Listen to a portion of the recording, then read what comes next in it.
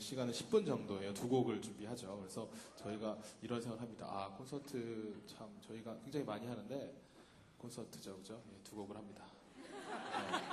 가방은 두고 가세요, 어머니.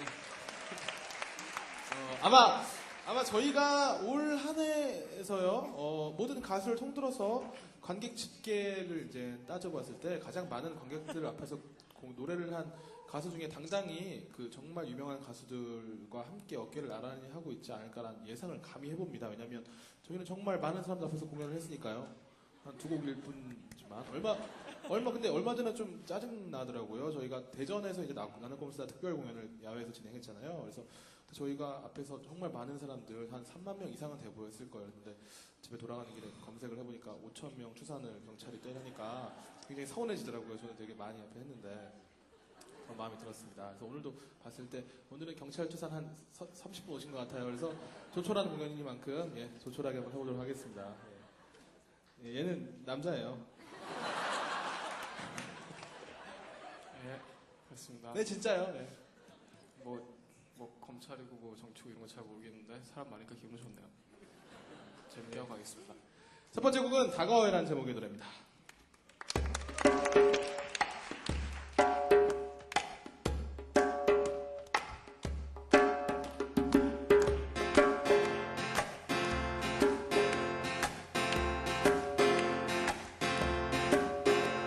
정말 못해먹을 짓이야 무표정한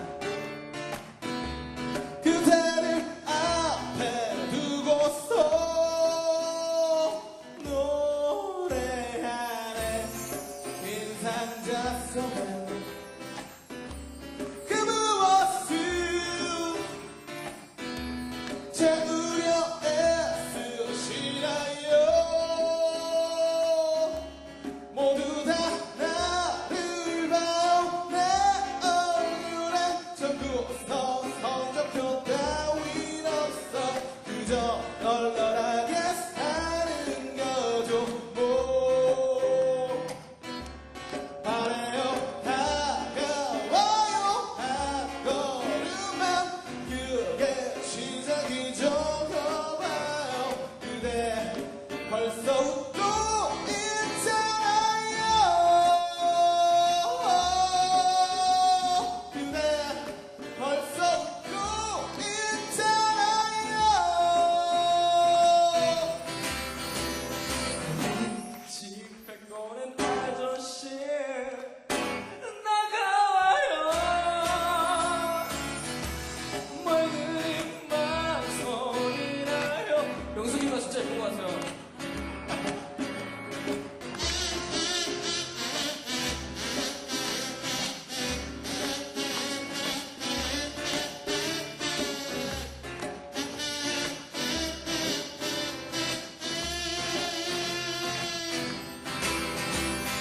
나를 봐요 내 얼굴에 전부 성적표 따윈 없어 그저 널널하게 사는 거죠 뭐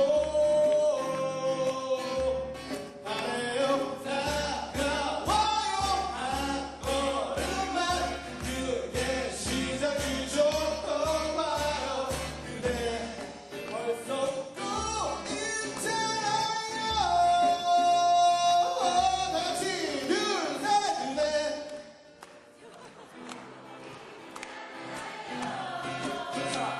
한 번 더 둘셋 넷 자 마무리 뒷머리가 하겠습니다 둘셋 넷 벌써 웃고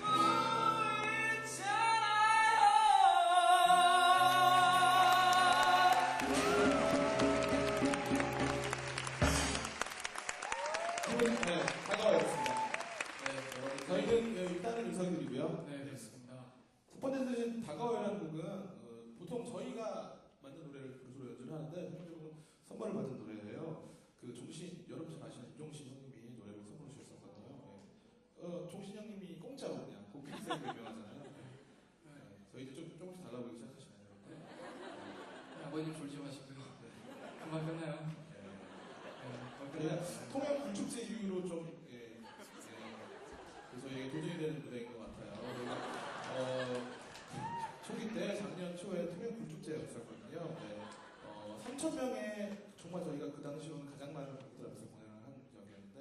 할아버지 할머니들한테 줬어요. 그래서 정말 저희가 거기서 이렇게 다 같이를 했는데 다 주무시고 계셔가지고 제가 죄송했어요. 제가 숙면에 방해하지 못해서 심지어 저희 다음 순서는 가수가 아니었습니다. 굴까기 대회였어요.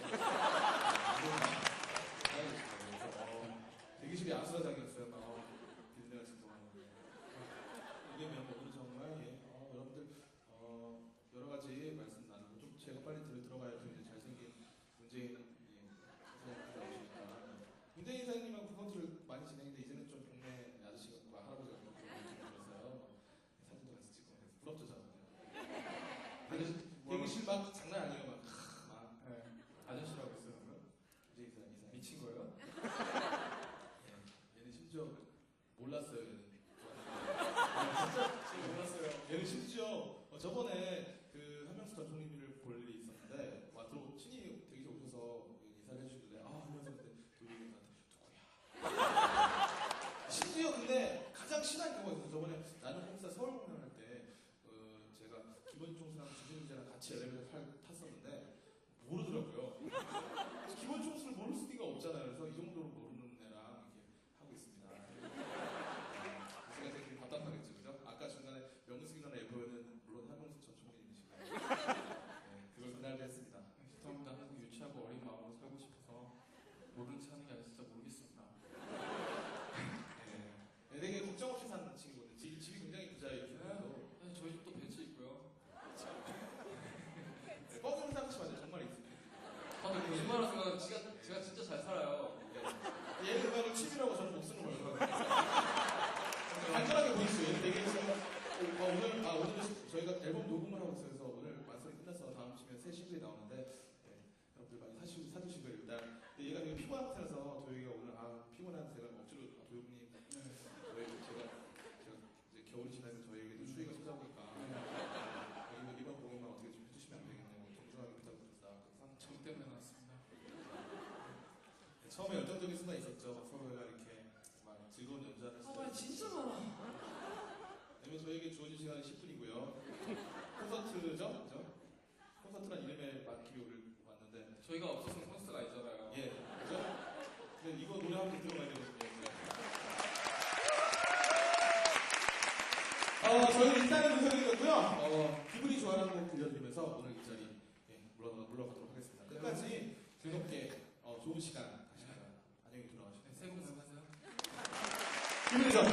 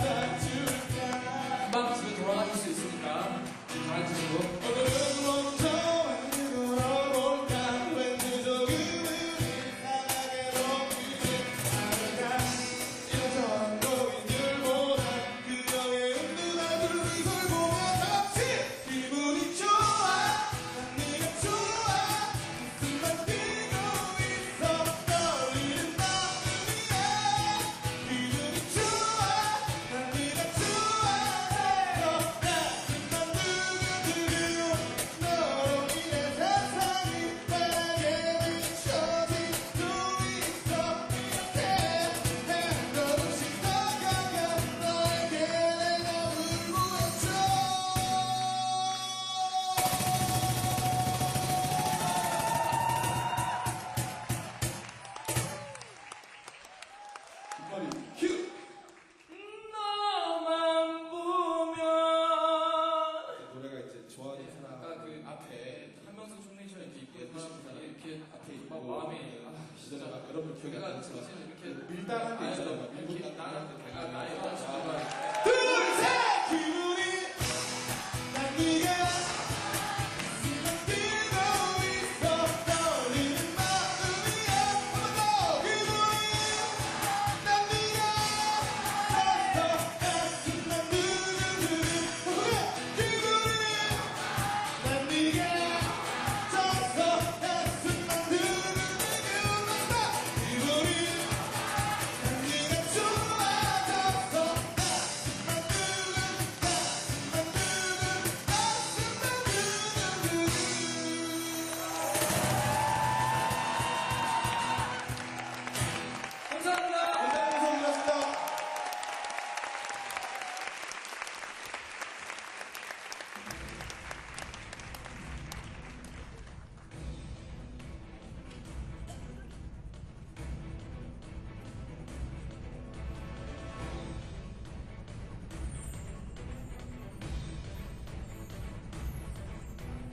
감사합니다.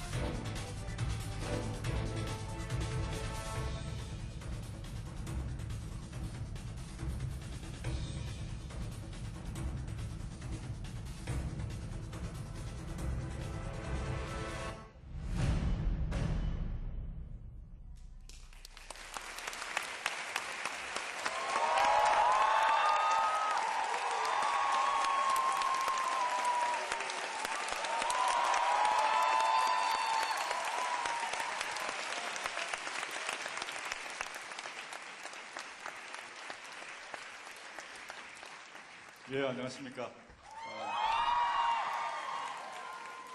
2부 학술 심포지움에 오신 걸 환영합니다. 2부 주제는 미안의 검찰개혁, 그 과제와 전망, 엄숙한 주제가 아니고 실제 이 주제에 관련해서 여러 가지 얘기를 하려고 하는데, 1부와 달리 아까 양정철 비서관께서는 뭐 얼굴 구분을 했다 했습니다만, 일부 같은 경우는 피해자분들이십니다. 검찰 권력의 피해자분들이 오셔서 생생한 육성 증언을 해주셨고요. 이 같은 경우 이제 피해자는 아닙니다. 아니지만 과거 그 노무현 정부 시절에 검찰개혁 문제를 책임졌던 분들이 과거를 돌아보고 향후 과제를 전망하는 그런 자리이기 때문에 약간 좀 까다로워 보일 수 있을 것 같습니다만 한번 귀 기울여 주시면 좋겠습니다. 일단 소개를 하겠습니다.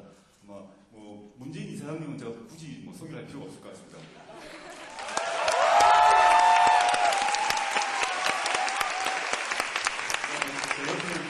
공저자죠. 문재인 이사장님과 공저자이신 김인혜 이날의 법학교님 교수님은 용사를 활동하시다가 과거 노무현 정부 때 참여정부 청와대에서 시민사회 비서관을 하셨고 또 그 사법개혁 관련해서 여러 가지 전문 연의를 하셨기 때문에 속을 잘 알고 있다고 보시면 되겠습니다. 마지막에 저 끝에 앉아계시면 김선수 변호사님이십니다. 노무현 정부 시절에 대법원 산하의 사법개혁 추진위원회 실무추진 단장을 맡으셨고 그 이전에는 민주사회를 위한 변호사 모임 회장을 맡으셨습니다. 이제 조금 전에 우리가 일부에서 참 절절한 목소리를 들었습니다. 사실 이제 그 눈물이 나오는 얘기거든요. 검찰 한번 수사를 당하고 그러면 빨가벗겨지고 온갖 모멸을 당하고 모든 사람을 의심하는 상황이 됩니다. 그걸 겪었는데 이제 그렇게 칼을 휘두르는 검사들은 여기 계신 분들이 대부분 이제 법률가 집단이기 때문에 주위 친구들이 검사가 많습니다. 저도 많습니다. 검사들은 자기 스스로를 칼검자, 칼 쓰는 사람, 검사라고 자부합니다. 근데 문제는 칼을 쓴 사람이 그 칼의 방향, 속도, 강도를 잘못 조사하면 엄한 사람을 죽이죠. 가끔 칼을 잘못 쓰는 검사는 그 칼을 뺏어야 됩니다. 아니면 그 칼을 막 쓰는 거죠. 검사가 자기의 손에 칼을 독점하고 있거든요. 그래서 어려운 말로 하면 수사권과 기소권이라는 두 개의 쌍칼을 들고 있습니다.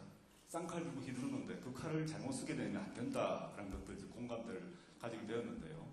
근데 그 대한민국 역사상 한국 검찰에 대해서 검찰 개혁을 유일하게 시도했던 정부가 노무현 정부인 것 같습니다. 근데 물론 시도를 해서 성과도 있었고 또 많은 문제점도 한계 정도 있었습니다만 일단 먼저 당시에 이제 뭐 민정수석이셨고 또 비서실장을 지내셨던 문재인 이사장님께서 왜 그러면 노무현 정부는 그 이전 정부가 전혀 시도하지 않았던 검찰개혁, 사법개혁을 시도하려는 건가에 대해서 한 말씀 들어보도록 하겠습니다.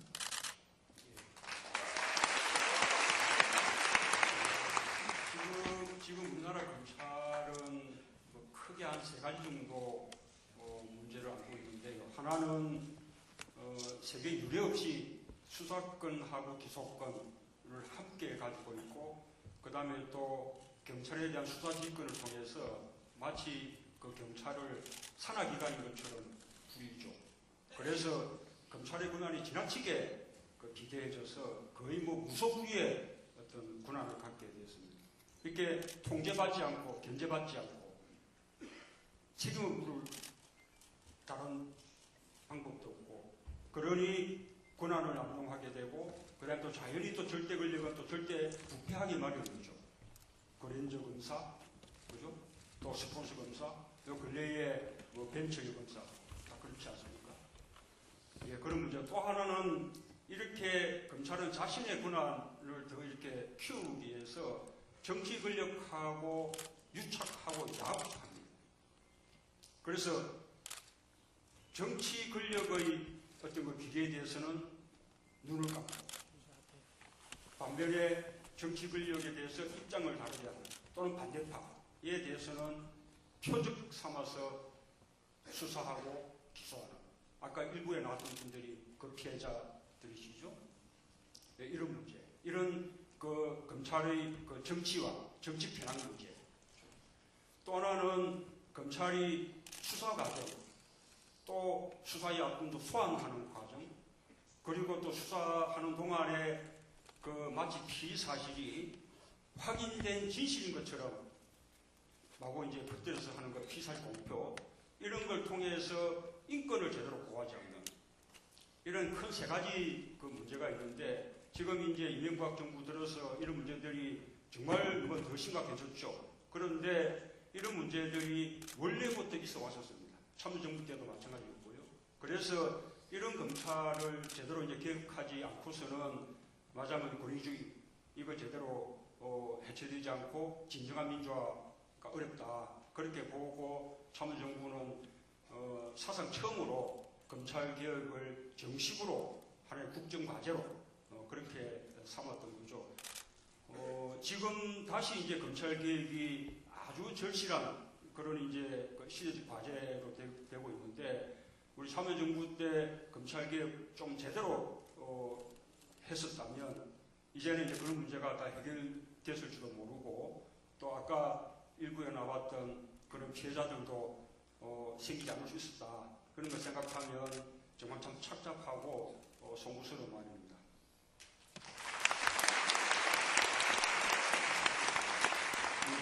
우리 공로자이신 김인대 교수님, 당시에 또 청와대에 계시면서 또 여러 가지 경험도 하셨을 것 같은데, 또 책을 쓰시면서 또 고민도 하셨을 것 같고, 어떻던 것 같습니까?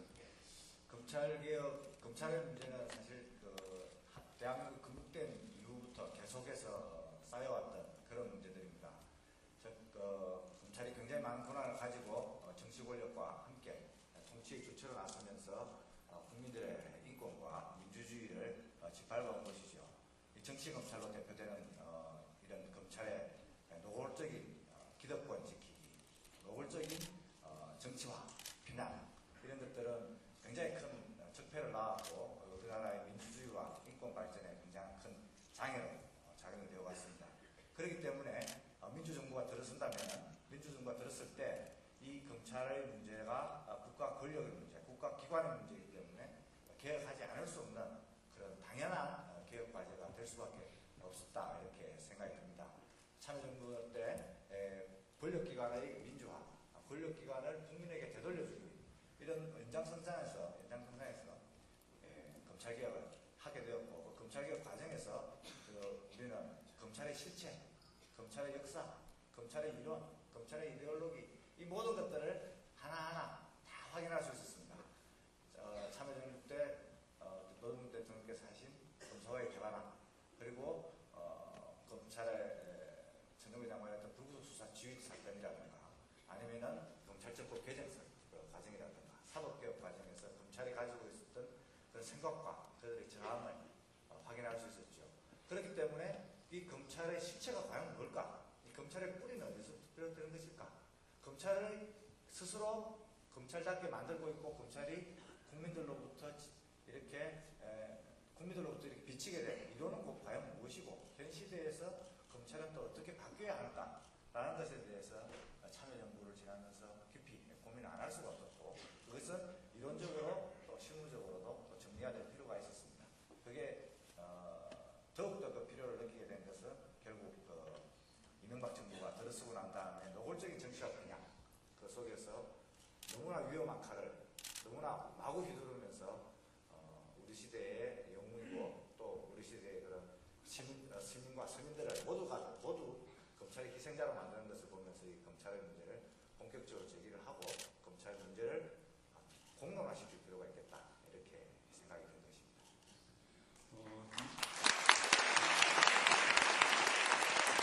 김성수 변호사한테 질문하기 전에 아까 이제 우리 김 교수님께서 평검사와의 대화했지 않습니까? 당시 평검사들하고 노무현 대통령하고 이제 이른바 맞짱 토론을 했습니다. 저는 뭐 아주 그걸 보고 아주 불쾌한 감정이 많았었는데 문 이사장님한테 한번 여쭤보겠습니다. 그걸 왜 했습니까?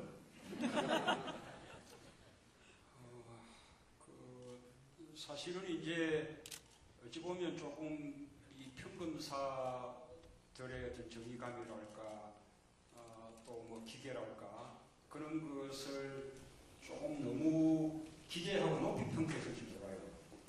그러니까 대통령께서는 뭐 이 검사들하고 대화를 통해서 무슨 토론에서 이겨가지고 뭐 검사들을 답답하게 만들거나 이런 뜻이 전혀 아니고 그때는 검찰 내부에서도 참여정부라는 새로운 정부를 맞아서 검찰을 이렇게 개혁해야 된다는 분위기가 내부에 있었거든요. 그래서 평검사들하고 대화를 통해서 대통령과 평검사 사이에 이 검찰의 개혁 방안을 놓고 좀 진솔한 대화 그런 거를 나누면서 검사들의 건의사항을 대통령이 받아들이기도 하고 그 다음 또 대통령이 거꾸로 또 검사들에게 또 이걸 또 주문하기도 하고 그렇게 서로 이렇게 이제 의견을 나누는 모습들을 국민들 앞에서 이렇게 보임으로써 마지막 검찰 개혁의 모멘텀을 얻으려고 했던 것인데 막상 이제 검사들하고 대화를 해보니까 검사들의 수준이 그게 아니었어요. 도저히 정상적인 대화.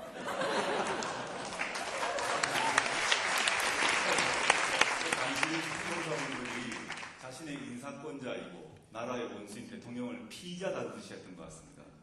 대통령을 피의자 다루듯이 하는데 일반 시민은 뭐 어떻게 취급하겠습니까? 저는 그 점 참 황당했다고 생각을 하고요. 그것들이 이제 그 다음에 그런 모습 속에서 이분들은 대통령도 국민이 직접 선출한 대통령도 우습게 보는 거죠. 이런 것들이 평검사 하나하나 속에 있다 생각이 드는데요. 저는 더 우스운 건 뭐냐 하면 왜 이명박 대통령께서는 평검사 대화 안 하시죠? 그리고 지금 평검사분들은 왜 이명박 대통령한테는 시쳇말로 왜 계기지 않습니까? 참 궁금합니다.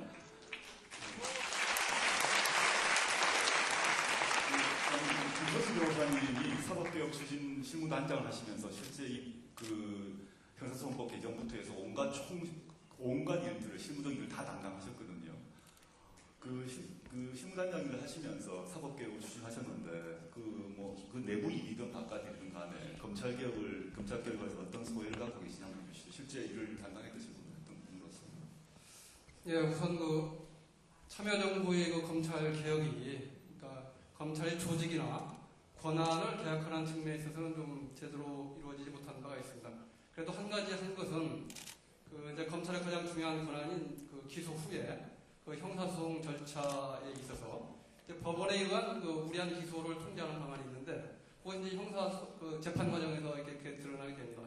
근데 이제 그 전에 이제 그 형사 재판은 그 검사가 이렇게 피의자를 조사해서 이렇게 제출한 그 증거를 그대로 판사가 확인하고 그냥 그걸 그냥 그대로 그냥 그 검사가 제출한 증거에 따라서 유죄를 대충 선고하는 그런 형식적인 절차였는데 저희가 이제 소위 이제 공판 중심주의적인 그 방법으로 이렇게 이제 재판 절차를 진행하자 그렇게 해갖고 법정에서 모든 증거 조사를 다시 하도록 뭐 그렇게 하는 그 형사소법 개정을 어렵게 했습니다. 그런 개정이 있었기 때문에 아까 그 일부에서 그 무죄를 받으신 네 분도 그런 형사소법 개정이 있었기 때문에 아마 무죄를 받았다고 생각이 됩니다. 만약 그런 형사소법 그런 형사소법 개정이 없었다고 하면 이렇게 검찰이 뭐 그 기소를 하면 거의 그 유죄율이 뭐 99%가 이렇게 유죄율이 됐기 때문에 뭐 일단은 그래서 그 참여정부의 그 검찰 개혁이 뭐 그래도 소중한 성과가 있었다. 이것을 좀 이해를 해주시고. 그다음에 제가 그 사개 추이하면서 이렇게 그 검사들과 이제 직접 그 이제 작업을 하고 그랬는데요. 우선 그 검사들은 뭐 개개인적으로는 뭐 훌륭한 분도 있는데 일단 조직의 이해관계가 딱 걸리면 그 완전히 그 조직의 논리로 같이 그냥 똘똘 뭉쳐서 움직입니다. 그렇기 때문에 이 검찰 개혁 방안에 있어서 그 이제 올바른 방향이면 평검사들이 먼저 그 난리를 치고 이렇게 막 이제 그 회유를 하고 집단 항명하고 그렇게 합니다. 그래갖고 가끔 보면 그 평검사들이 뭐 집단 행동을 할 때가 있죠. 그러면 그 검찰 개혁 방안은 올바른 겁니다. 그래서 그 검찰 개혁을 하려고 할 때 그 평검사들이 집단 반발을 당연히 예상하고 그것을 이제 뚫고 갈 수 있는 뭐 그런 이제 그 뒷심을 좀 키워야 되고요. 그 다음에 하나는 역시 권력을 가진 집단은 참 집요하고 지긋지긋하다 이런 생각이 들 정도입니다. 그건 뭐냐면 그 법무부 장관이 참여한 이혼에서 그 법안 내용을 다 이렇게 검찰도 이렇게 참가해서 합의해서 만든 그 법안을 그 법무부 안으로 국회에 보내놓고는 물론 이제 그건 다 대통령의 뜻이 담긴 그런 안이죠. 그런데 국회에 보내고 나서 이제 그 대검이 중심돼서 그에 대한 그 방해 공작을 이제 그 조직적으로 합니다. 그래서 그 검찰 출신 국회의원들을 이렇게 전담받고 하고 그래서 그 법무부 안으로 나간 그런 형사법 개정안이 국회에 가서 이 검찰의 로비에서 그 많은 부분이 이렇게 왜곡되고 뒤집힌 바가 많습니다. 그렇기 때문에 최소한 전문성을 갖는 사람이 끝까지 책임지고 하는 것이 이제 필요하다고 생각이 됩니다. 그래서 이 검찰 개혁을 자신의 어떤 일생일대의 그 과제로 삼는 그런 사람들이 꼭 국회에 들어가서 그것을 자기의 필생의 사업으로 해야만 가능할 것이다 이렇게 생각합니다.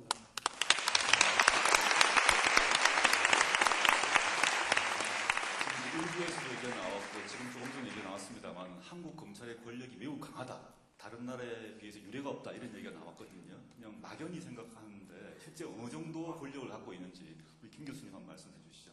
예. 먼저 그 전에 아까 사회자께서 왜 이명박 정부하고는 검찰하고 이렇게 싸우지 않느냐 이런 건데 그러면 왜 참여정부는 이렇게 싸우고 이랬냐는 건데 이거는 참여정부는 검찰하고 가능한 한 거리를 두려고 이렇게 했습니다. 즉 정치와 검찰을 연결을 안 시키려고 한 거죠. 그렇게 되면 정치개혁도 할 수 있고 검찰개혁도 할 수 있는 그런 구조가 됩니다. 그래서 정치가 검찰을 견제하고 검찰이 또 정치에 부패 문제가 있다면 수사를 하고 이런 것들이 가능한 것이죠.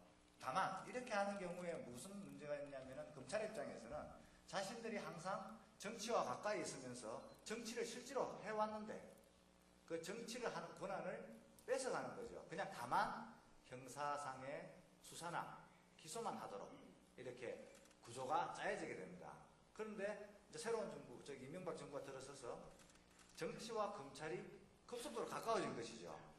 급속도로 가까워집니다. 그렇게 되니까 검찰 입장에서는 이름 안 하지만 정치를 실제로 할 수 있는 그런 파워를, 권한을 얻게 됩니다. 그러니까 자기들의 권한이 세지는 거죠.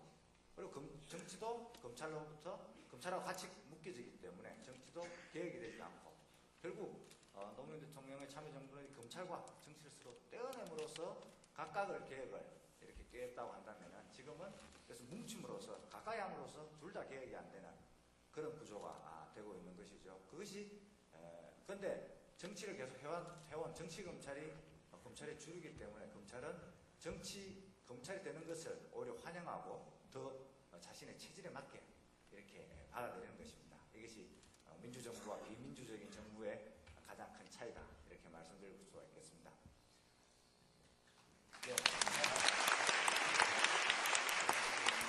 그리고 검찰의 권력 문제입니다. 검찰의 권한은 세계적으로 유례가 없이 세계에 유사한 사례가 없이 가장 막강한 그리고 가장 강력한 권한을 모두 다 가지고 있습니다. 수사권, 그리고 기소권, 그리고 재판 관여, 그리고 형의 집행, 그리고 나아가서는 법무행정까지를 담당을 합니다. 이 모든 것들은 다 한 사람의 인생을 좌우할 수 있고 한 사람의 운명을 결정지을 수 있는 매우 강력한 권한들입니다. 한 조직의 운명도 좌우할 수 있는 것이죠. 수사가 잘못됐을 경우에 우리가 일부에서 본 대로 김종익 씨나 아니면은 한명훈 총리 사건을 봤을 때 이거는 한 사람의 인생 전체를 파멸로 몰아갈 수 있는 아주 강력한 권한입니다. 기소 역시 그러합니다. 재판 과정에서도 드러나는 여러 가지 권한들이 있습니다. 재판 과정에서 굳이 공소 사실과 관련이 없는 얘기를 마구 재판 과정에서 쏟아냅니다. 증거가 필요 없는 얘기들이죠. 그것을 언론이 받았습니다. 그러면서 도덕적으로 이미 파탄이 됐다. 그래서 공직자로서 자격이 없다. 이런 얘기들이 마구 흘러나옵니다. 형집행 과정에서도 관여를 해왔습니다. 이전에 사상 준법서양서 제도나 그 이전에는 정양제라는 것으로 관여를 해온 것이죠. 법무부에도 검사들이 파견이 돼서 검사들이 사실상 법무행정을 좌우하고 있습니다. 이 모든 권한이 다 검찰이라는 한 집단 안에 모여져 있습니다. 그런데 왜 이 검사들은 수사도 잘하고 기소도 잘하고 재판관도 잘하고 형집행도 잘하고 그리고 법무행정도 다 잘하는 그런 것은 있을 수가 없는 거거든요. 수사는 수사 잘하는 사람이 수사 전문기관이, 기소는 기소를 잘하는 전문기관이, 그리고 재판관은 재판관을 잘하는 집단이, 형집행은 형집행을 잘하는 집단이, 각각 전문 집단이 나눠서 하면 충분합니다. 세계적으로도 그렇게 하고 있고요. 우리 검찰은 그런 것들이 다 모였기 때문에 검찰이 그런 정치 검찰의 형태, 그리고 최근에 드러났던 그 벤처 검사, 그랜저 검사, 그 다음에 스폰서 검사, 그 이전에 떡값 검사, 그 이전에는 대전 비리법조, 대전 법조 비리와 같은 그런 비리 검사들이 끊이지 않게 나오는 것이죠. 권한의 집중에 따른 내부의 견제도 없고 외부의 통제도 사실상 작동하지 않는 이런 현상에서 벌어지는 이게 검찰의 비극입니다. 네. 지금 한국 검찰을 약간 학문적인 얘기일 수 있습니다만은 일본 같은 경우는 수사권은 모두 경찰이 가지고 있고 검찰은 기소권만 갖습니다. 우리는 둘 다 갖습니다. 미국 같으면 중요한 검사장은 선거로 뽑지만 우리는 선거로 안 뽑습니다. 독일 같은 경우는 수사를 하고 난 뒤에 혐의가 확인되면 검사는 무조건 기소를 해야 됩니다. 근데 한국은 검사가 기소할 수도 있고 안 할 수도 있습니다. 그러니까 미국, 독일, 일본 등등 우리가 말하는 선진국, OECD 나라 수준의 검찰에서 좋은 것만 다 모아놨다 보시면 됩니다. 가장 막강한 권한을 가지고 있고 그 권한을 쓸 것인가 말 것인가도 자신이 결정합니다. 선출되지도 않습니다. 이게 한국 검찰의 가장 막강한 권한이고요. 우리 김 교수님께서 아까 이제 그 그랜저 검사하고 최근에 그 벤츠 여검사 했습니다만 사실은 덜 알려졌습니다만 중간에 제네시스 검사가 있습니다. 제네시스 검사가 누구냐 하면 지난번에 스폰서 검사로 낙마하셨던 천성관 후보죠. 이분이 문제가 됐던 게 제네시스였습니다. 신문에 이분 해외여행을 공짜로 갔다 온 것 때문에 제네시스가 묻혔어요, 사실은. 실제는 제네시스가 있습니다. 점점 이게 차 크기가 커지고 있습니다. 안타깝다. 막강한 전 세계에 유례없는 막강한 권한을 가지고 있으면서 그걸 견제할 수 있는 장치가 없으니까 시민들은 그 사람한테 스폰서를 쓰고 로비를 하는 거죠. 그리고 그랜저에서 제네시스에서 벤츠까지 올라가는 상황이다. 이게 지금 우리 검찰의 모습이다. 권한은 막강하고 통제는 없는 이게 우리의 모습, 검찰의 모습이 아닌가 생각을 하는데요. 이제 이게 우리 검찰에 대해서 지금 앞에 일부에서 여러 이제 나왔습니다만은 오늘 원래 취지는 이 책이거든요. 책과 관련해서 보게 되면 이런 얘기를 하나 이제 문 이사님한테 여쭤보고 싶은 게 한국 검찰을 검찰도 공무원입니다. 근데 검찰 인사권은 법무부 장관이 갖는 거거든요. 법무부 장관은 대통령이 또 임명하시게 되어 있습니다. 그랬을 때 그 참여정부에서 실제 인사권을 가지고 있었는데 이게 왜 잘 안 됐는지, 그 다음에 왜 앞으로는 어떻게 했으면 좋겠는지 한번 생각을 한번 얘기해 주시면 좋겠습니다.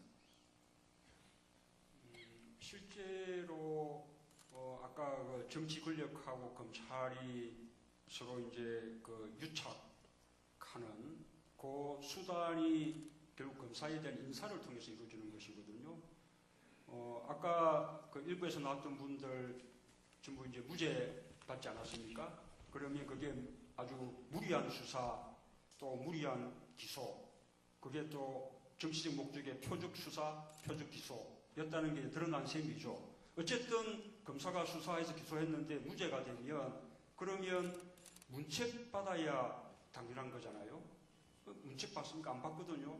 오히려 그런 그 무리한 수사, 그다음 무리한 기소에 대해서 별거하고 상관없이 그 검사들은 맞으면 인사를 통해서 보상을 받죠. 그런 걸 통해서 검찰 내부에서 맞으면 이제 그런 권력에 잘 보이기 위해서 이렇게 줄서기, 그런 이제 그 풍토가 생기게 되죠. 그래서 이런 그 정치 줄서기 인사에 대한 이제 청산, 그게 이제 반드시 필요하고요. 그 다음에 이제 특히 이 정부에서 이루어진 이런 여러 가지 무리한 표적 수사, 표적 기소에 대해서 그런 수사와 기소가 이루어진 그 배경이나 이유가 무엇인지, 어떤 정치 권력의 개입이나 작용이 있었던 것인지, 뭐 이런 것에 대해서 제대로 규명하고 또 청산하고 책임을 묻고 그런 과정이 반드시 필요하다고 생각합니다. 이 참여정부 때 그런 이제 인사를 제대로 못했던 것은 우리 참여정부가 그에 대한 인식이 좀 부족했던 면도 있을 수 있겠지만, 그때는 이 정권 교체가 아니고 앞에 국민의 정부로부터 맞으면 이렇게 정권이 계승되는 그런 상황이었거든요. 그러니까 앞에 정부에 있었던 여러 가지 이제 이 정치 검찰의 형태에 대해서 참여정부가 그런 인사를 통해서 청산하고 그 부분을 계획하고 또 이렇게 뭐 바로잡고 하는 것이 한계가 있을 수밖에 없었습니다. 이번에 이제 앞으로 민주개혁정부가 들어선다면 이제는 정말 명실상부하게 정권 교체이기 때문에 확실한 청산과 문책 이사진다고 봅니다.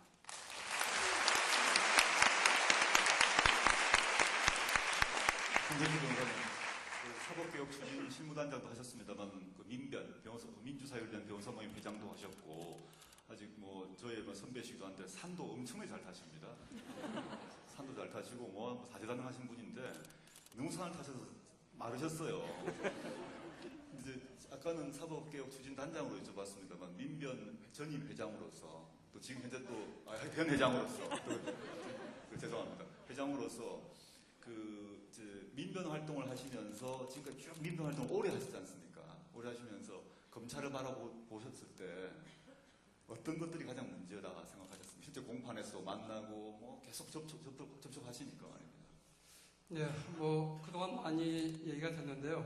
제 기본적인 생각은 이 수사 권한을 가진 그 기구가 이 기소권을 같이 갖는 것에 근본적인 문제가 있다고 생각을 합니다. 그러니까 이 기소 내지 공소 유지와 이 수사는 근본적으로 그 업무 자체가 다르고 그리고 전문 분야가 다릅니다. 그러니까 그 기소나 공소 유지는 법률 전문가가 이렇게 그 법률적인 관점에서 이렇게 적법성을 평가하고 이렇게 하는 것이고, 수사는 그 여러 가지 다양한 기법과 그다음에 그 뭐 기밀성을 요구하고 뭐 그래서 굳이 그 법률 전문가 하지 않아도 됩니다. 근데 이 수사를 하는 사람이 기소 여부까지 결정을 하니까 이 자기 수사 논리에 함몰이 돼서 어떻게든 그 기소를 무리하게 하고, 그다음에 또 자기가 이제 그 기소한 게 무죄가 나오거나 그러면 또 이제 그 자기로서는 좀 치명타를 입는다고 생각하기 때문에 그 공소 유지가 과정에서도 온갖 그 무리를 다 하게 됩니다. 그렇기 때문에 바로 이렇게 수사권과 기소권을 독점하고 있는 이것이 바로 그 우리나라 검찰이 가장 그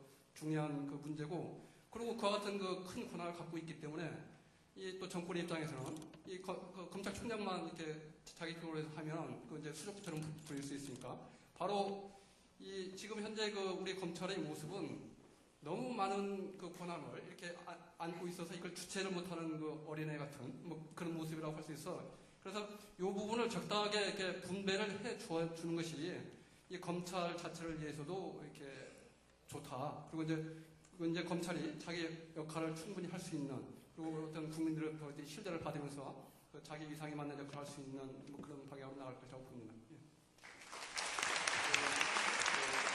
수사권하고 기소권을 이렇게 이제 분리해야 되는 것은 이 수사권과 기소권 사이에 서로 견제하는 뭐 그걸 위해서도 필요하고요. 그 다음에 또 이제 검찰의 권한이 지나치게 비대해져 있기 때문에 그 검찰의 권한을 분산시킨다는 면에서도 필요한 거죠. 그런데 그거 못지않게 또 국민들 입장에서 중요한 것은 이렇게 수사기관이 경찰, 검찰 이렇게 이원화되어 있으니까 국민들은 똑같은 수사 절차를 경찰에서 받고 또 검찰에서 받고 이렇게 두 번 거듭받아야 됩니다. 우리가 피자든 참고인이든 조사 한 번 받는 것만 해도 큰 고통스러운데 경찰에서 받은 조사를 검찰에 가서 또 받아야 되는 거죠. 그래서 이 자체도 큰 그 하나의 인권에 대한 침해거든요. 국민들의 입장에서 보더라도 수사는 일원화될 필요가 있는 거죠. 그래서 저희는 한때 그 검경간의 수사권 조정 이런 표현을 쓰기 전에는 수사권 일원화라는 표현도 썼습니다. 국민들 입장에서는 이게 또 상당히 중요한 하나의 이유라고 생각합니다. 검경수사권 조정 문제는 지금도 양쪽이 격렬한 논쟁이 이제 벌어지고 있는데 그 얘기는 조금 뒤로 미루고 우리 김 교수님한테 약간 제도적인 측면 말고 제가 이제 검찰에 있는 친구들 보게 되면 검찰은 정말 가족적인 분위기거든요. 정말 친형제 같은 그런 분위기를 유지하고 있습니다. 그리고 총장을 아버지처럼 생각합니다. 이런 문화가 왜 그런 것 같습니까? 그런 문화를 검사 동일체 원칙이라는 말로도 표현하고 그러는데 약간 그 권력기관, 힘을 쓰는 집단 이 갖는 좀 속성이죠. 그런데 참으로 이해할 수가 없는 것은 검사들은 인권에 관해서 훈련도 받고 법률에 대해서도 훈련을 받기 때문에 자기 스스로 독립적으로 판단을 해야 합니다. 너무나 중요한 권한을 행사하기 때문에 수사를 할지 말지, 그 다음 기소를 할지 말지, 재판을 중간에 계속 해야 될지 아니면 재판을 여기서 거쳐야 할지 하는 것을 스스로 독립해서 판단을 해야죠. 만약에 위에서 시키는 내용이 법에 위반되는 것이고 인권을 침해하는 것이라면 당연히 그것을 거부하고 자신의 심조에 따라서 그것을 결정을 스스로 내려야 합니다. 이것이 중요한 결정을 하는 사람들이 반드시 가져야 할 윤리이기도 하고 또 부담이기도 합니다. 남한테 결정은 절대 미룰 수가 없습니다. 잘못하면 한 사람의 인생을 파멸로 끌 수도 있고 잘못하면 한 조직을, 한 기업을 공중분해시킬 수도 있습니다. 그런데 위에서 부당한 명령 또는 부정한 명령, 인권을 침해하는 명령이 내려오는 경우에 그걸 따른다는 분위기는 있을 수 없는 거죠. 가족적인 분위기는 그거는 자기들끼리 그냥 하면 되는 것이고 결정할 때는 반드시 독립해서 그리고 자기가 배운 대로 인권과 법률에 거쳐서 원칙에 근거해서 판단을 해야 합니다. 그것을 굉장히 침해하는 것이죠. 위에 검찰총장을 정점으로 하는 일원화된 조직. 그래서 그 조직에서 벗어나서 무언가를 다른 얘기를 하려고 하면은 그 조직을 떠나야만 하는. 옛날에 검태섭 변호사님이 한겨레 신문에 수사받는 방법이라는 것을 썼지 않았습니까? 기억하시죠? 예. 그러니까 당장 그거를 쓰지 못하게 하고 검태섭 변호사는 검사를 떠났죠. 그리고 정치적 중립이 지켜지지 않는다라는 얘기를 하려고 하니 결국 옷을 벗을 수밖에 없는 이번에 발생한 백검사님 사건. 이런 사건이 벌어지는 겁니다. 이런 것들은 검찰이라는 조직 자체에서는 검찰 내부로 봐서도 검찰 자체로 봐서도 굉장히 불행한 사태죠. 스스로 자성하고 스스로 견제하고 스스로 이런 바람직한 방향을 찾아나가는 토론 문화가 없기 때문에 그냥 무서운 칼만 휘두르는 그 칼이 어디로 향하는지 자기를 찌르는지도 모르고 어디로 찌르는지도 모르는 그냥 눈 감고 휘두르는 칼 이런 것들이 현재 검사의 모습인 거죠.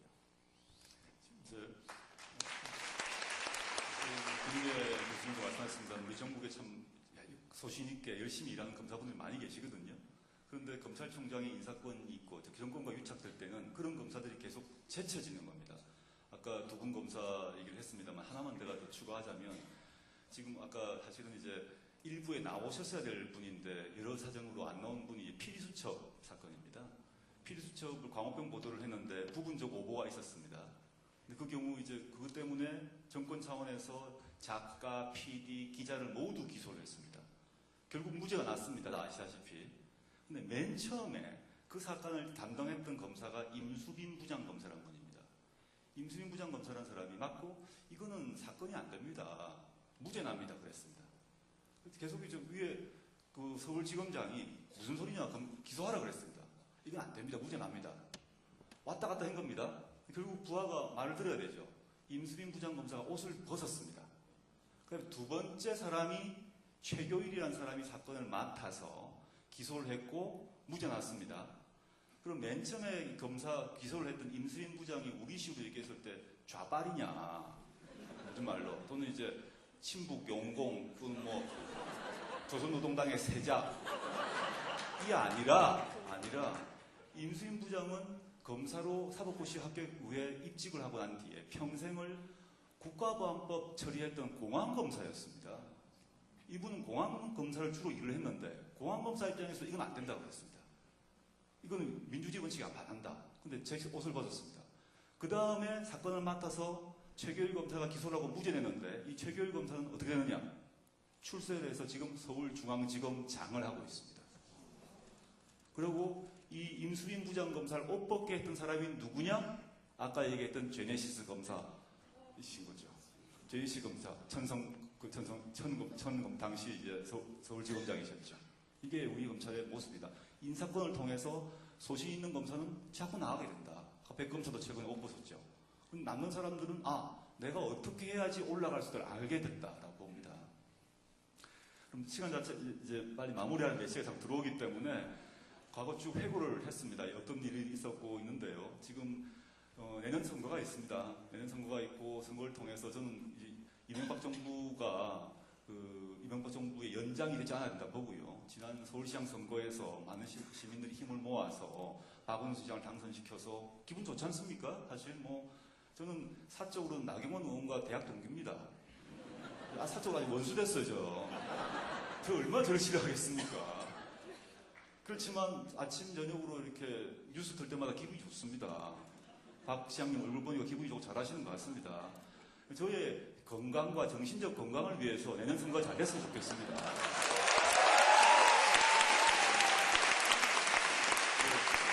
그랬을 때 저의 건강만이 아니라 이렇게 출연자의 건강, 여러분들의 모두의 정신 건강을 위해서 내년 12년 다른 큰 거 말고 우리 모두의 정신 건강을 위해서 내년 4월과 12월을 잘해야 됩니다. 그래서 내년 4월과 12월 선거를 잘하고 나면 이제 검찰 개혁을 해야 되거든요. 그럼 오늘 세 분 전문가 분들께 각각 여쭤보겠습니다. 어떤 검찰 개혁을 하나씩 생각하시는지 하나씩 여쭤보고 마지막으로 아까 대권 후보 말씀 아까 막 하셨는데 문 이사님께 이런 다른 또 특별한 질문 하나 준비하도록 하겠습니다. 일단 순서대로 조금 전에 말씀이 나왔습니다만은 수사권과 기소권을 분리하는 문제 이것은 반드시 시행되어야 합니다. 수사권과 기소권의 분리는 해방 직후에 이미 한번 논의가 되었었는데 당시에 경찰이 친일 경찰이고 또 국가경찰이라는 그런 여러 가지 측면 때문에 수사권이 경찰에게 주어지지 않았습니다. 그러나 세계적으로 유례가 없이 수사권과 기소권이 함께 있고 또 동일한 시스템을 가졌던 일본이 패망 이후에 수사권과 기소권을 따로따로 나누어 가졌습니다. 그래서 우리도 이 수사권과 기소권을 따로 각각 경찰과 검찰에게 줘서 서로가 견제하고 또 서로가 한편으로 협력하면서 권한을 이렇게 제한된 권한을 서로 견제받는 권한을 행사해야 됩니다. 서로가 협력적인 관계로 잘 풀어나갈 수 있습니다. 전 세계가 두 기관의 사이에 수사권과 기소권이 따로 있으면서도 잘 협력해서 치안을 유지하고 또 서로 권력의 남용을 막고 있습니다. 우리만 그것을 못한다는 것은 너무나 우리 스스로에 대한 모욕적인 설명인 것이죠. 그래서 장기적으로는 수사권과 기소권의 완전 분리를 향하고 당장으로는 경찰이 가질 수 있는 수사권을 늘려나가면서 그리고 검찰의 수사 지휘권을 축소하고 검찰에게는 기소권만 줘서 그 기소 과정에서 수사 과정의 위법이나 수사권의 남용을 통제할 수 있는 권한을 줘야 한다. 이것을 매우 중요한 방향이다 이렇게 생각합니다. 참여정부 때 고위공직자 비리조사처 그것을 법안까지 만들었었는데 이 국회를 통과 못해서 좌절됐거든요. 이 고위공직자 비리조사처는 크게 두 가지 의미가 있습니다. 하나는 우리 역대 정부에서 끊임없이 그 권력형 비리가 발생하는데 이 권력형 비리가 발생하는 그 가장 큰 이유가 맞으면 그런 것을 제대로 단속하고 수사하고 처벌해야 될 검찰이 살아있는 권력에 대한 눈치 보기 때문에 제대로 이렇게 무슨 단속하고 수사하지 않는 거죠. 그 바람에 자꾸 끊임없이 이 권력형 비리가 발생하는 것이거든요. 그래서 이런 권력형 비리에 대한 하나의 특별 사정기구로서의 의미가 있죠. 반부패 대책이죠. 그 다음에 또 하나는 검찰에 대한 견제 장치입니다. 우선 이제 검찰이 제대로 이렇게 이제 그 권력형 비리에 대해서 작동하지 않는 그 경우에 이 고위공직비리조사처가 그것을 수사함으로 해서 검찰을 이렇게 이제 견제하고 각성시키는 그런 의미가 있고 또 하나는 검사의 잘못, 검사가 어떤 부패하고 비리를 저지르고 또는 직권을 남용하고 또는 마땅히 수사해야 될 사건, 마땅히 기소해야 될 사건들을 제대로 이렇게 처리하지 않고 이런 검사의 잘못에 대해서 견제하고 조사하고 처벌할 수 있는 장치가 있어야 되는데 우리나라에서는 그 역할을 또 검찰이 하는 거 아니에요? 그러니까 검찰의 잘못에 대해서 늘 눈 감으니까 검찰의 잘못을 바로잡을 길이 없는 것입니다. 그런 검찰로 인한 국민들의 피해를 어디 가서 호소할 길이 없어요. 우리가 그 조현호 경찰청장에 대한 고소 사건, 그거 검찰에 고소했더니 검찰이 수사 안 하잖아요. 수사 안 하는 검사를 우리가 직무유기로 고소했더니 검찰이 곧바로 각하처분해버리거든요. 조사도 하지 않고. 어쨌든 이제 그렇게 이 고위공직자 비리조사처의 조사 대상에 그 검사가 들어가는 겁니다. 그래서 검사의 잘못에 대해서 이렇게 견제하고 문책하고 또 처벌할 수 있는 그런 하나의 장치로서 의미가 있어서 다음에 우리 민주개혁정부가 들어선다면 반드시 다시 추진해야 될 문제라고 봅니다.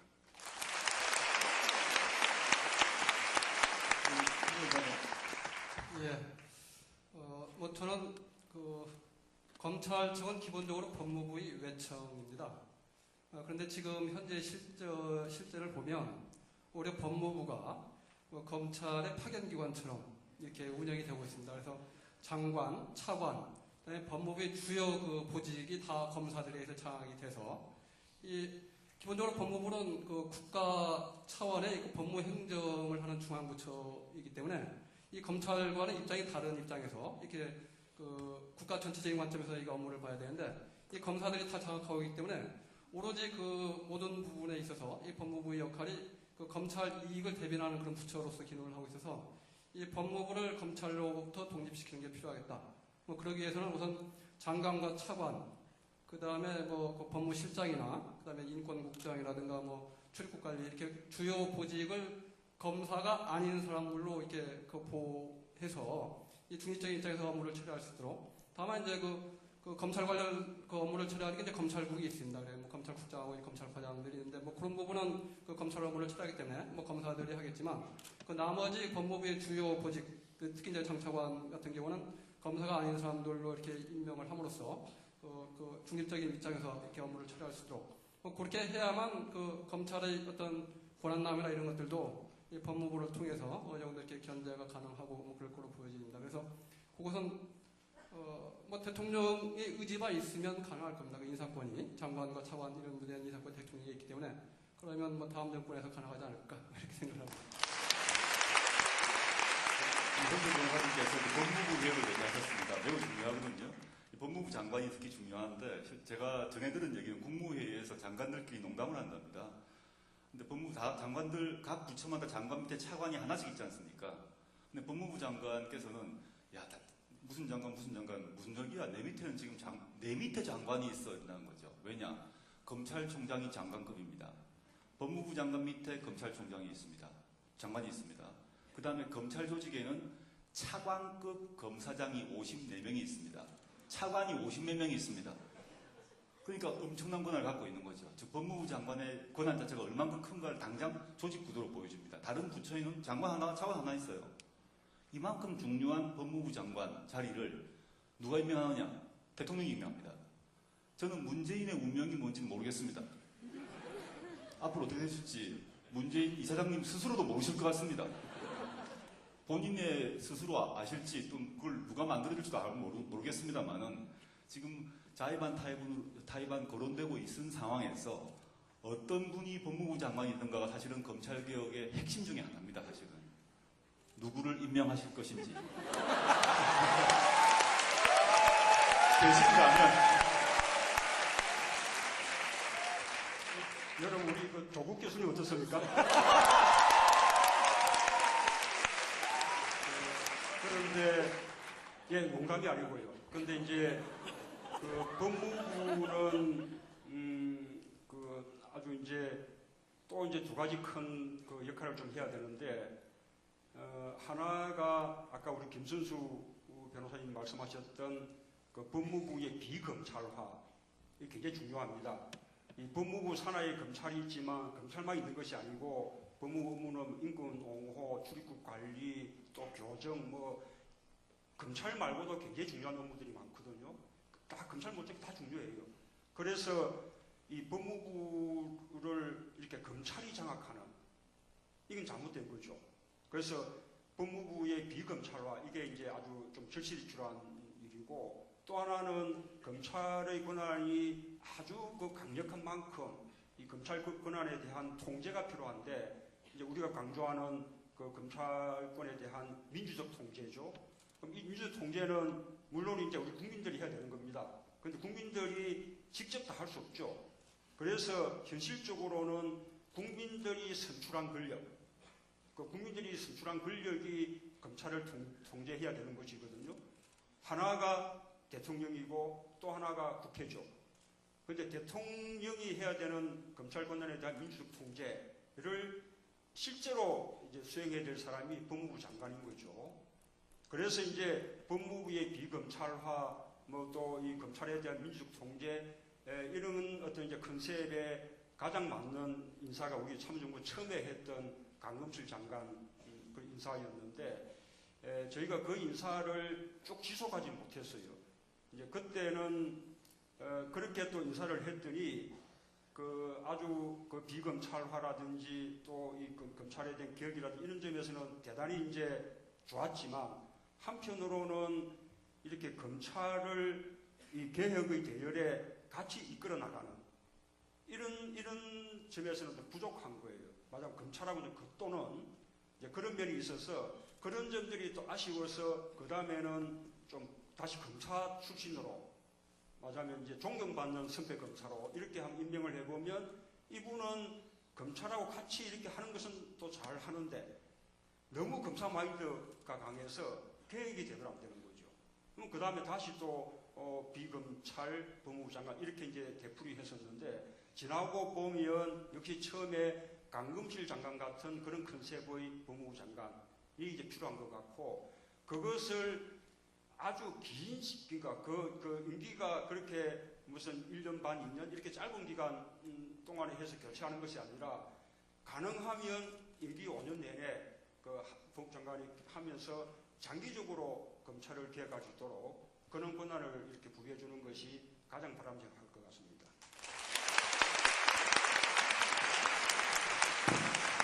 실명을 거론 안 하고 저를 농담처럼 말씀하셨습니다만 저는 자리 욕심이 딱 하나 있습니다. 뭐냐? 롯데 자이언트 구단주입니다. 그 외에는 자리 욕심이 없습니다. 해주시고요. 오늘 사실 이제 학술 세미나에 참석해서 감사드리고요. 학습 세미나 발제자들 또 토론자들 다들 이 수고하셨기 때문에 한번 큰 박수 부탁드리겠습니다. 근데 질문을 좀 받으셨으면 좋겠어요. 왜냐하면 조국 교수님도 사실 이 자리에서 오늘 진행을 하셨지만 이 문제에 있어서 여러 좋은 말씀들을 해주실 수 있는 분이잖아요. 그리고 우리가 이렇게 모이기도 쉽지가 않기 때문에, 그리고 이미 뭐 법무부 장관으로 내정돼 있기 때문에 오늘 긴 시간 동안 같이 이야기를 들었는데, 객석에 앉아 계신 분들 중에 검찰 개혁이나 혹은 오늘 주제에 관해서 이렇게 네 분을 앉혀놓고 질문을 한다면 좋은 답이 나올 것 같습니다. 참고로 말씀드리면 저는 어제부로 문화부 장관으로 내정이 됐고요. 검찰총장으로는 김어준 총수 유효한 건가요? 김부준 총수는 제가 북 콘서트 때 나오셔가지고 국정원장. 그런데 사실 이 김부준 총수의 저 변은 그거였어요. 이명박 정부에서 보니까 뭐 다 아무나 하는 것 같더라. 그 부분에 약간 오해가 있으신 것 같은데, 저희끼리 모여서 정리를 했어요. 그래서 국정원장은 주진우 기자. 그런데 사실 고민인 것이 우리 김부준 총수는 뭐 코스염 기른 거라든지 보면 뭐 좀 KGB 비슷하잖아요. 좀 글로벌한 국정원장 좋을 것 같고요. 우리 또 주진우 기자는 뒷조사 탁월 하니까 우리도 막 뒷조사 전문 국정원을 한번 가져볼까요? 네, 자, 법무부 장관과 문화부 장관이 함께 진행하는 객석 토크 시간이 돌아왔습니다. 시간이 많이 지났기 때문에 많이는 안 될 것 같고요. 한 두어 분 정도만 오늘 나왔던 주제와 관련해서 질문하실 게 있으신 분 손 들어서 질문해 주시면 저희가 책도 드리고 질문에 대한 답변 드리겠습니다. 일단 뭐 가운데 앉아서 핑크색 넥타이 안 어울리게 매신 분, 예. 그냥 마이크 가고 있습니다. 네. 저 검찰에서 19년 동안 근무하다가 작년에 개업한 김인원 변호사입니다. 예, 그렇군요. 오늘 고등학교 후배인 양정철 기획관으로부터 문재인 앞으로 대권을 가지실 수석께서 검찰 개혁을 말한다 해서 도대체 어떤 말씀을 하시는지 굉장히 궁금해서 이 자리에 나왔습니다. 먼저 앞에 일부에서 나와서 일단 정치인 검찰에 대해서 피해를 입었다고 하신 네 분에 대해서 제가 말씀을 드리면서 굉장히 검찰로 지낸 저로서도 굉장히 가슴이 아팠습니다. 기본적으로 제가 19년 근무를 했기 때문에 제가 근무한 직장이 이렇게 희화화되는 거, 그 역시 저로서는 굉장히 고통스러웠습니다.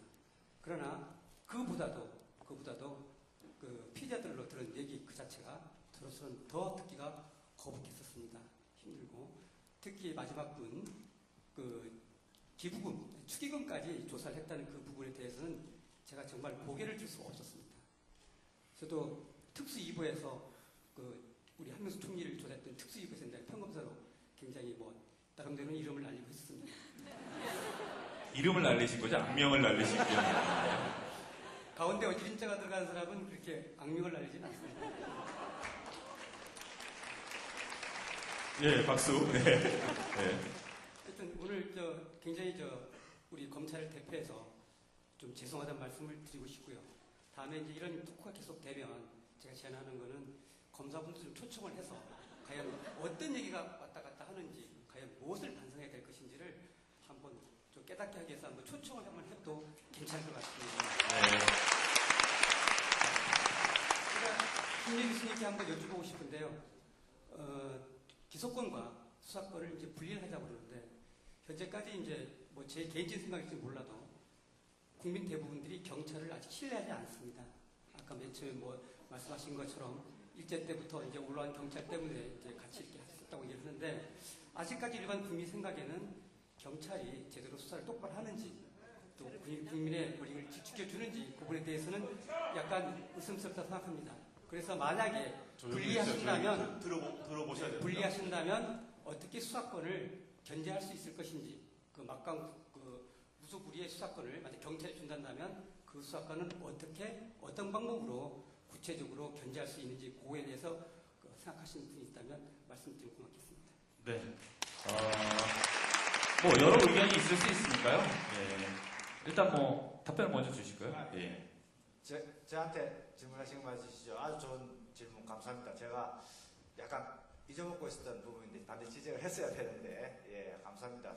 제 발언 기회도 주신 것 같고 맞습니다. 수사 자체가 굉장히 큰 권한이고 그에 따라서 사람에게 미치는 영향이 크기 때문에 적절히 견제되고 적절히 통제되어야 합니다. 그러나 그 통제 방식이 검찰만 있는 것은 아닙니다. 경찰 내부의 통제도 있고요. 그 다음에 법원과 변호사에 대한 통제도 있고 그 다음 검찰의 힘을 경찰의 그런 권한을 이렇게 분산시키는 방법도 있습니다. 수사권을 갖는 것과 항상 같이 얘기되고 있는 것이 바로 자치경찰제 시행입니다. 중앙 집권화된 국가경찰이 아닌 자치경찰 중심의 경찰이 수사권 조정 문제하고 반드시 얘기되고 있는 것은 그것은 곧 경찰 권한의 분산, 매우 중요한 그런 것이라고 말씀드릴 수 있는 것이죠.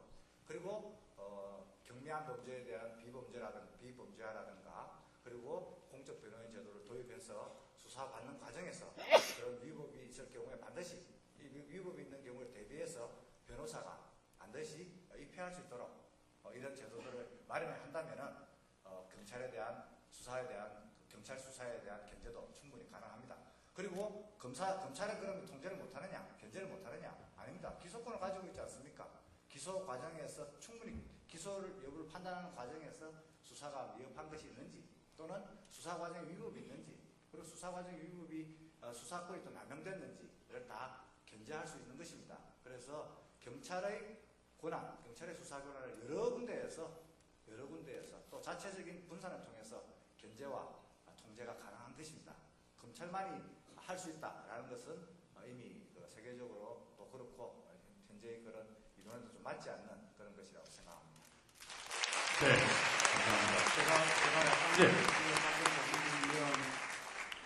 우리가 오늘 하는 이 검찰에 대한 비판 이런 게 정말 참 이렇게 아주 묵묵하게 열심히 일하시는 대다수 검사들한테는 좀 고통스러울 수도 있을 것 같은데 결국 이제 우리 취지는 이런 검찰이 스스로 이렇게 거듭나고 개혁되는 과정을 거쳐야만 검찰이 진정으로 국민들로부터 사랑받고 존경받는 그런 검찰이 될 수 있다는 것이거든요. 그리고 아까 이제 이 수사권과 기소권을 이렇게 분리하는 부분에 대해서 오랫동안 다르게 해왔기 때문에 그에 대해서 이제 뭐 걱정들을 할 수 있을 텐데 참여정부 때 하고자 했던 방안은 우선 그것을 한꺼번에 모든 수사권을 다 경찰에 이렇게 일거에 이렇게 뭐 분리하는 것은 아니었고 맞아 민생 치안 범죄 비교적 가벼운 사건부터 먼저 이제 경찰에게 수사권을 주고 그것을 앞으로 점점 이렇게 확대시켜 나가자는 거였거든요. 실제로 민생 치안 범죄 같은 경우는 실제로도 경찰의 사건 처리대로 거의 그대로 다 종결되지 않습니까? 그래서 그렇게 속도를 조절하고 그 다음에 단계별로 이렇게 넓혀 나간다면 저는 우리 사회가 그런 정도는 충분히 소화할 수 있을 정도로 발전돼 있고 또 경찰의 능력도 그 정도는 발전돼 있다고 생각을 합니다.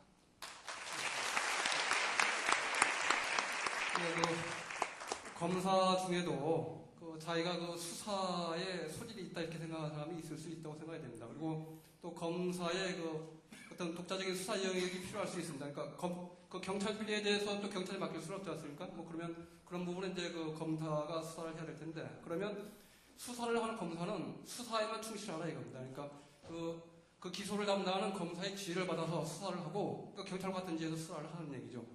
그러면 그 검사가 그 기소를 하지 않고 수사를 담당하는 그것만으로도 국가를 위해서 충분히 기여를 하는 겁니다. 그렇기 때문에 그 수사에 소질 있고 수사를 지향하는 검사는 수사 업무만 충실히 하고 그렇게 해서 그런 역할 분담도 필요하다고 생각이 됩니다. 네. 장관님께서는 뭐 덧붙일 말씀이 없습니다. 네. 힘드신데 어쨌든 그 문제점 얘기해 주신 거에 대해서는 감사드리고요. 그리고 검사분들을 초대 안 한 건 아니에요. 저희는 그 언제든지 지금 빈자리도 있기 때문에 검사분들 언제나 오시면 되고요. 다만 그 무사히 돌아가실 건 잘 모르겠고요.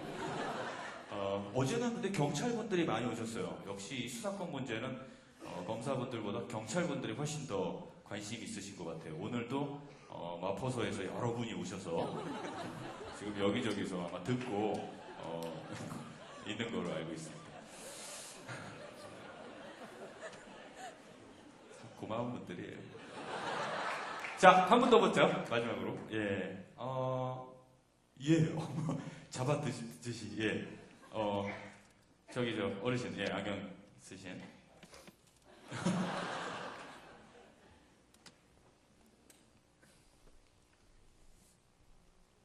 재밌는 질문 부탁드릴게요. 네. 저는 그 경찰을 30년 네. 저는 그 강력반장을 해봤고 수사를 해봐서 저도 좀 압니다. 아까 검찰 출신이 와서 이야기를 했는데 앞에 다 그는 생략을 하겠습니다. 경찰에 자질이 없다. 이렇게 했는데 지금 3군 사관학교보다도 더 우수한 경찰대 학생들이 1년에 120명씩 나옵니다. 그리고 지금 저도 고향이 경남 양산입니다. 그런데 거기에 우리 후배가 대학을 졸업을 했는데 경찰 삼수를 해가 이번에 또 떨어졌습니다. 완전히 대학을 나왔습니다. 지금 대학교 나와가지고 100%에 다그는데 자질이 없다. 이거는 마치 100살 먹은 부모가 70이 넘은 아들한테 얘야 길 조심해라 나가거든 뭐 해라 쭉 하는 거와 똑같은 겁니다. 이러한 상황을 시대가 변했는데 옛날에 지금 형님 제가 그렇게 얘기한 건 아니고요. 일제시대 이야기를 해서 됩니다. 네. 우리의 제도가 세계적으로 유례없는 아까 조국 교수님은 지난번에도 시민학교에서 들어봤고 오늘 이 자리에서 들어봤고 수사권, 기소권, 집행권, 교정 이런 걸 다 하는 사람이 얼마 있습니까? 이게 우리가 그러면 가수도 하고 정치도 하고 교수도 하고 의사도 되고 옛날에 그 군인도 되고 다 일이 할 수가 없습니다. 분립을 시켜야 됩니다. 네. 저는 그렇게 생각합니다. 알겠습니다. 예, 질문은 아니셨는데 오늘 상당히 흥미로워요. 검찰 출신 분과 경찰 출신 분이 혹시 군 출신 계십니까? 있으시면 아주 멋진 자리가 될 것 같습니다. 자, 질문이 아니었기 때문에 요번에 여성분 혹시 그래도 아까 예. 지금 이제 우리 그 경찰 뭐 말씀 잘 들었는데요. 그래도 쓴소리를 한번 이제 한마디 하자면 역시 이제 이 수사권 조정이라는 게 참 힘든 문제인데 이것을 결국 결정하는 것은 국민의 지지거든요. 그러니까 이제 경찰도 뭐 훨씬 많이 발전했지만 그래도 아직도 보면 때때로 뭐 수사 과정에서 인권 침해라든지 이런 사례들이 한 번씩 나오지 않습니까? 경찰도 끊임없이 이제 이렇게 스스로 더 발전하도록 그렇게 노력하고 그리고 국민들로부터 또 그런 노력들이 또 인정받는다면 그러면 이제 그 수사권 조정의 길도 훨씬 가까워질 것이라고 생각합니다. 자, 정말 마지막 질문입니다. 아까 손 들으셨던 여성분. 예. 요 앞에 두 번째 줄이에요. 군 출신 같진 않은데. 네. 저는 정치학을 전공했고 지금 이제 검찰이 되고 싶어서 공부를 하고 있는 학생인데요. 제 꿈은 정치 검찰이 되어서 어딘가에 계신 그분을 제가 이렇게 잡아 넣을 수 있다면 참 좋겠다 뭐 이런 생각을 하고 있고요. 아, 그러니까 정치 검찰이 돼서 예, 마지막으로 한번 네. 꼭 되시기 바랍니다.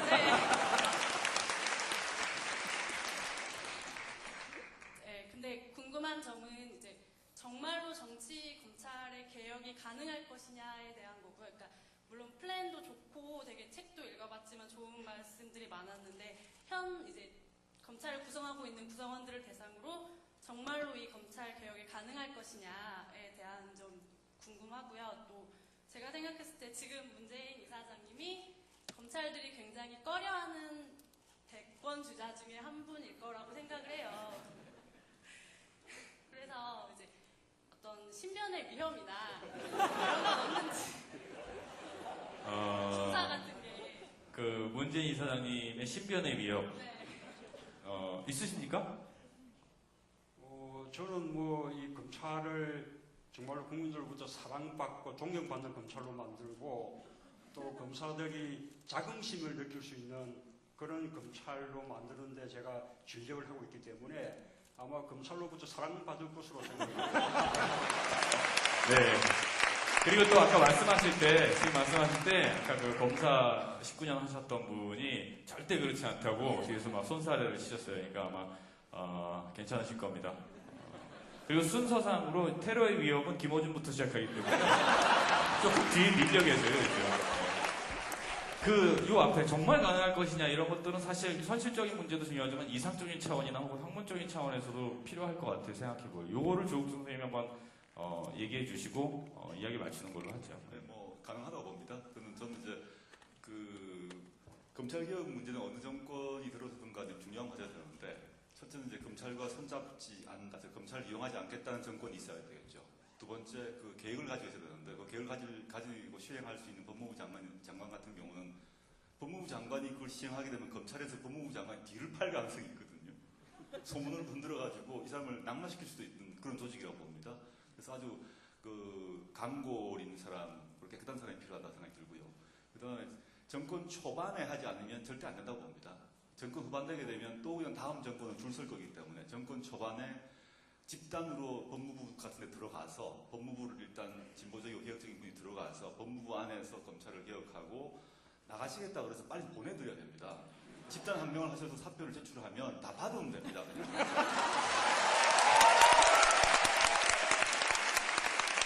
그 다음에 지금 노스쿨 졸업생 중에서 검사 보호하겠다는 사람 많거든요. 검사보 대거 채용해서 새로운 검찰을 만들면 된다고 봅니다. 네. 이렇게 간단한 문제를 그런데 이런 생각이 드네요. 조국 선생님은 상당히 진보적인 인사시죠. 그리고 강단이 있으시죠. 사사롭지 않으시고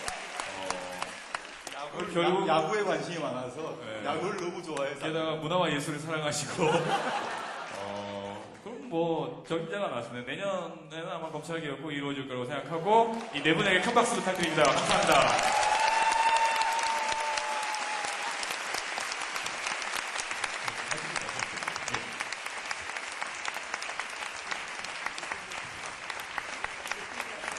때리세요 왜? 그 검찰 얘기이긴 하지만 그래도 좀 재밌지 않나요? 생각보다? 왜냐하면 이런 검찰 개혁 얘기나 이런 것들은 무슨 사실은 이런 거 오늘 이 자리에 아니었으면 심포지움이나 토론회 했었어야 되거든요. 근데 그래 봐야 아마 많은 분들이 그 과히 즐겁지 않으실 것 같아서 형식적으로 좀 변화를 시켜봤습니다. 저희의 이런 작업은 그 앞으로 한 1년 동안 계속 될 예정입니다. 물론 예.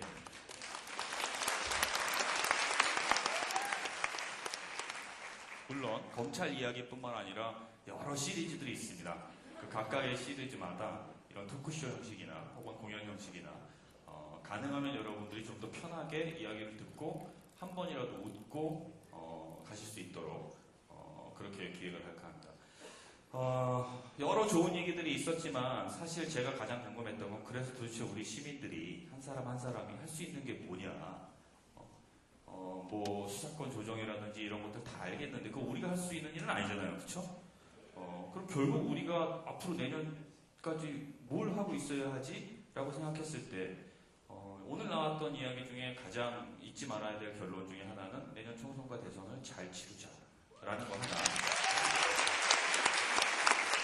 그리고 또 하나는 바로 이겁니다. 잊지 말자.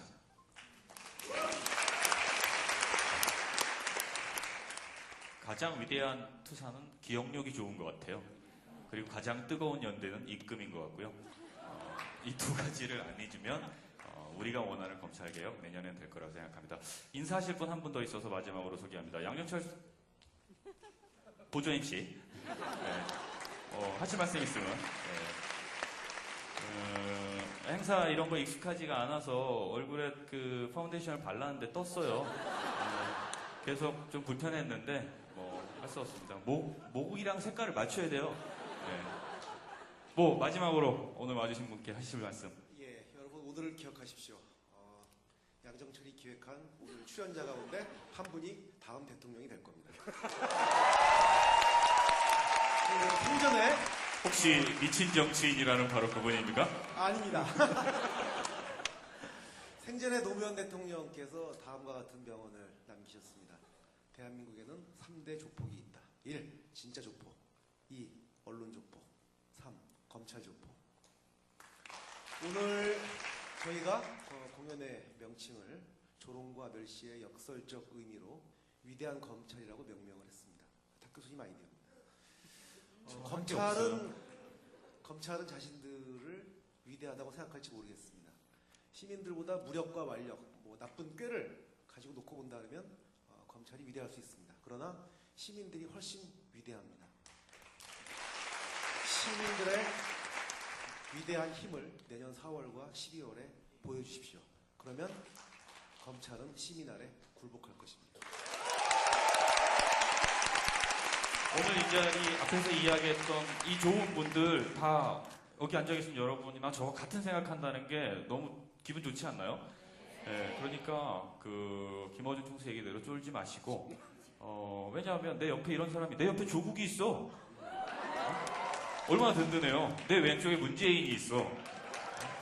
그 믿음과 그 마음으로 같이 눈 딱 감고 내년 대선 때까지만 달려갑시다. 정봉주도 달리고 있는데 우리라고 못 달리죠.